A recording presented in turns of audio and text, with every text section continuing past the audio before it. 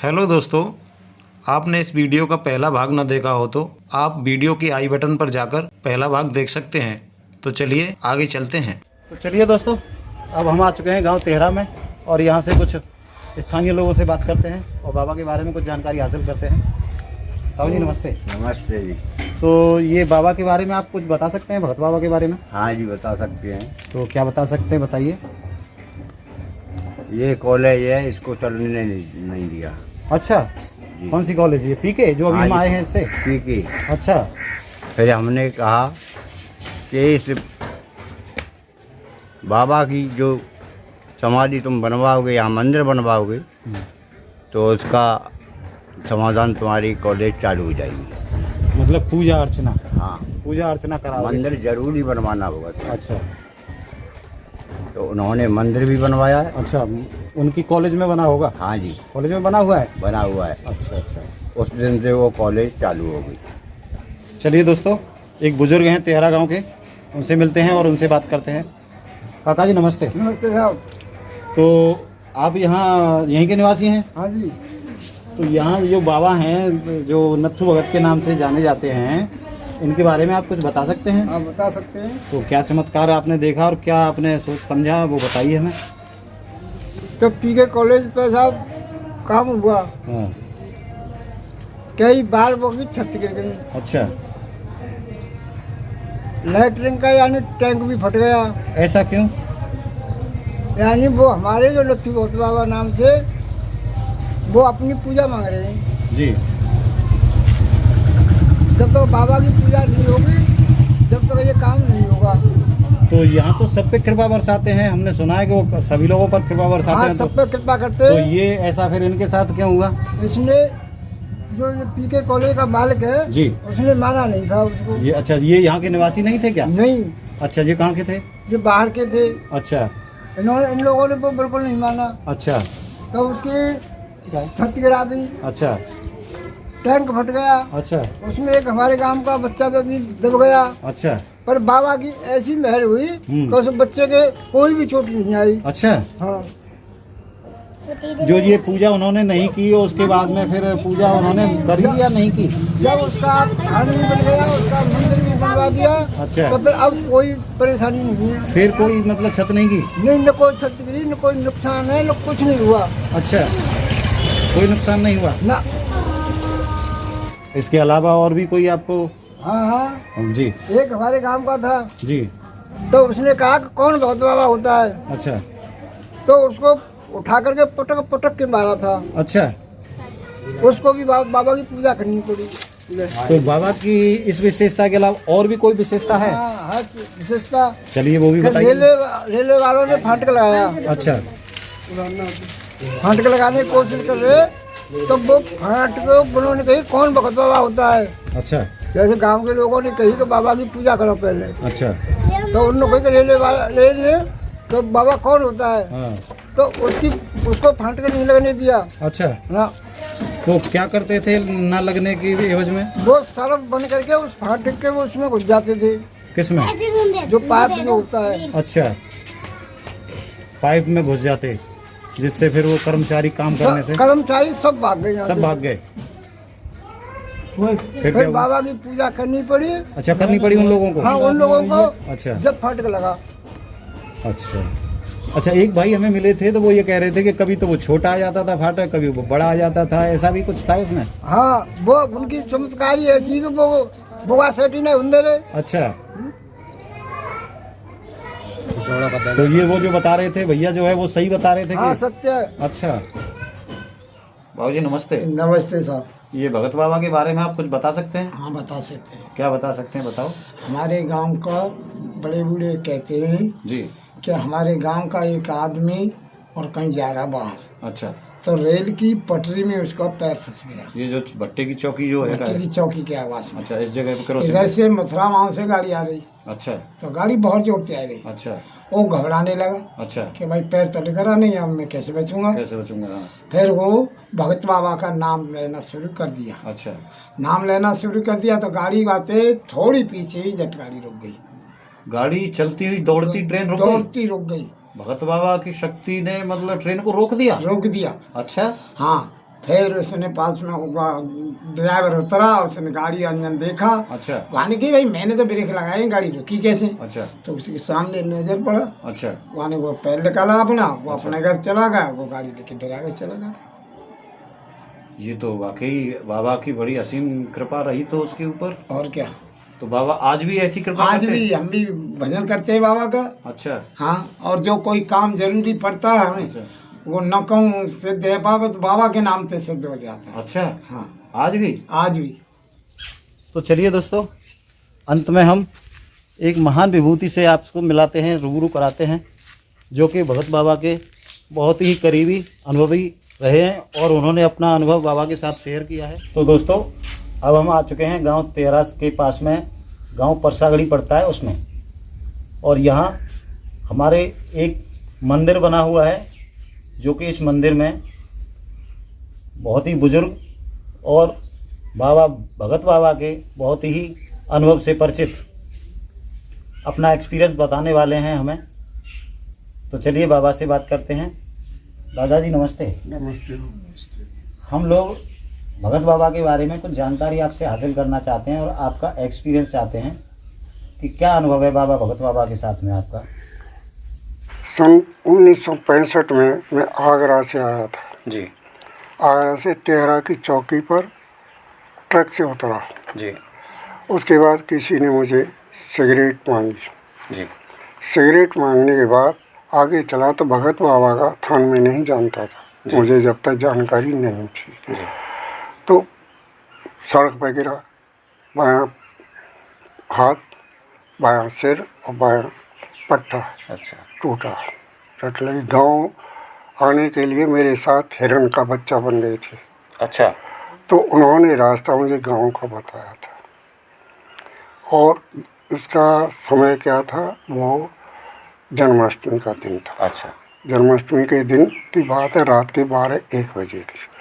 चला आया, पुलिस में नौकरी करता था तो मैं कांस्टेबल पद पर था, तो वहाँ अपना आगरा पहुँच गया।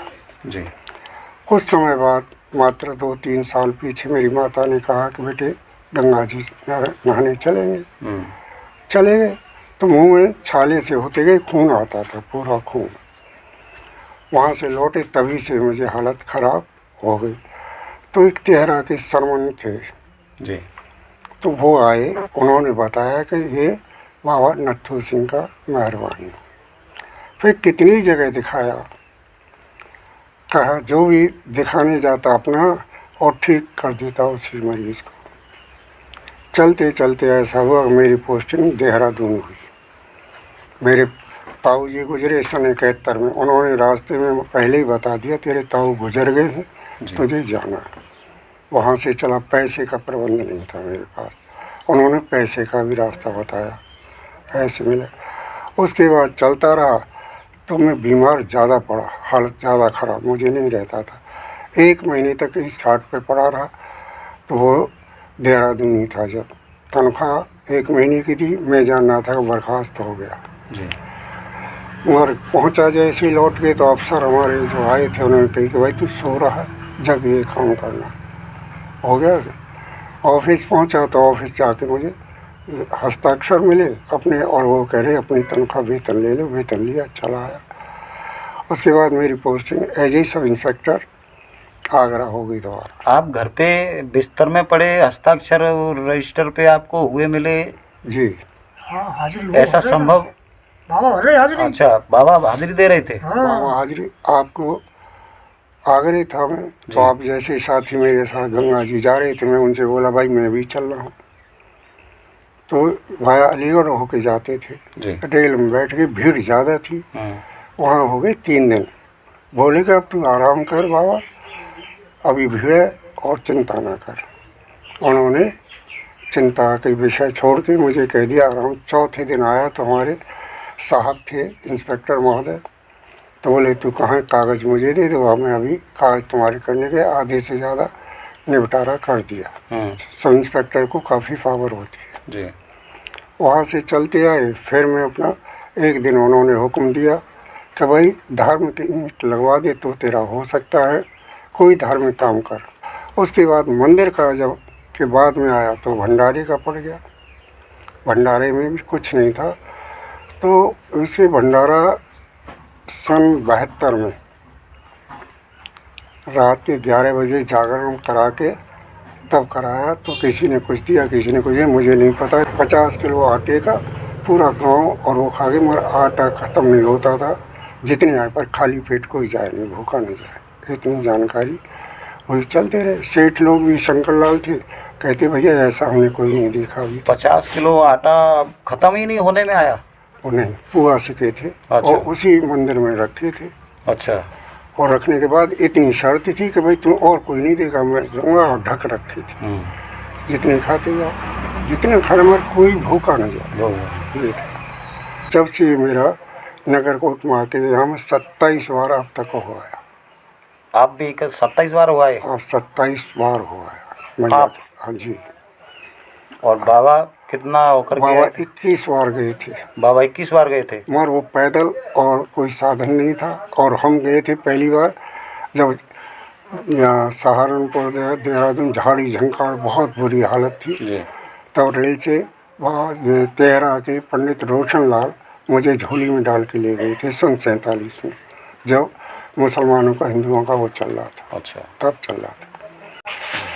तो धीरे धीरे करते अब तक आते आते भैया यहाँ तक के लड़की की शादी, लड़कों की शादी वही कराता रहा। मुझे पता नहीं कहाँ से पैसा आता है, कहाँ से कितनी भंडारे की, वही की माया होती है। फिर मइयो की नगर कोट वाली, उसके बाद वैष्णो देवी निकली। वैष्णो देवी 2-4 बार जाती। अब ये शिवखोड़ी और निकल आई। यहाँ शंकर भगवान ने भस्मासुर को वरदान दिया था भस्म का वो, तो वहाँ पे 2 बार जा चुका। बाकी वैष्णो देवी 3-4 बार, नगर कोट में जाके और ज्वाला जी 27 बार हो गए। चिंतपूजनी, नैना देवी, हर तो बाबा हमें आपके चरण छूने चाहिए। आप तो बहुत महान विभूति हैं हमारे लिए। ऐसा नहीं है। 27 बार नगर कोट धोके हुए इतने महान पुरुष हमें कैसे मिलेंगे और कब मिलेंगे? हुआ था। और ये बैठे ने पूछ ली, इनके सामने गुजरी हुई बात। बाबूजी, जो बाबा जी बता रहे हैं ये कथन बिल्कुल शत-प्रतिशत सत्य है? ठीक है, बहुत बहुत धन्यवाद। हमें अपने इस पावन धरती पर आकर के हमें बहुत अच्छा लगा। ये सन 9 में बनाया है मंदिर। अभी मात्र 3,000-2,500 रुपये था मेरे पास, जो कुछ लगा है वो आपके सामने से। अच्छा, सब ये बाबा की मेहरबानी है? वही करती, मुझे कोई पता नहीं रहता। अच्छा। उन्हीं की वजह से है। आज दूसरा दिन भूखा हो गया, लोग लग रहे हैं कि भाई तुम तोड़ दो व्रत, पर पेट मना कर रहा है कभी मत तोड़ेंगे। अच्छा, तो आप उनकी व्रत में ही बैठे हुए हैं? व्रत में बैठा हूँ। बाबा भगत बाबा के ही व्रत में बैठे हैं? भैया के चला थे वो। अच्छा। मेरा हाँ। गुरु था वो, उनके थे, तो मैं उसी में मैं बैठा हूँ। अच्छा अच्छा अच्छा। और हर साल चैत के और इसकी नौमी पे, जब जवानी थी तब मैं मात्र एक लौंग के जोड़ा एक बतासे पे 9 दिन काटता, सर्विस भी करता। अच्छा। और धरती पे सोना। वो तो हम भी आज भी देख रहे हैं कि आपका स्थान धरती माँ पे ही पड़ा लगा हुआ है आपका। और ये धीरे धीरे भाई शरीर कम तो होता जाता, उम्र है जी 80 से ऊपर है, करीब 85 होगा। 23 साल तो पेंशन लेते होगे। अच्छा। तो देखिए दोस्तों, ये हैं 85 वर्ष की उम्र में बुजुर्ग हमारे और बहुत ही महान विभूति, जो हमें बड़े ही मुश्किल से साक्षात आपके दर्शन करा रहे हैं, जो 27 बार ये भी नगर कोट धोके बैठे हुए हैं। लेकिन अंतर सिर्फ इतना है कि बाबा श्री जो थे हमारे भगत बाबा, जिनके उद्देश्य को लेकर हम आगे बढ़े हैं, वो 21 बार पैदल गए थे। इन्होंने सहारा थोड़ा व्हीकल का लिया है, बस सिर्फ इतना है। लेकिन ये भी हमारे लिए उतना ही है जितना हमारे भगत बाबा। इसलिए दोस्तों, यहाँ तक की शुभ यात्रा हमने आप तक पहुँचाई। अब रिस्पॉन्सिबिलिटी आपकी है। क्या आप ऐसी महान विभूतियों को आगे इनको उचित स्थान देंगे, दिलवाएंगे, या आप यहीं पर उनको जिस तरह से ये धूल फांक रही हैं वैसे ही धूल फांकते आपको रखना है? ये फैसला अब आपको करना है। हम अपने वाणी को यहीं पर विराम देते हैं। मिलते हैं अगली शख्सियत के साथ फिर किसी नई खोज खबर पर। तब तक के लिए आपको नमस्कार। नमस्ते।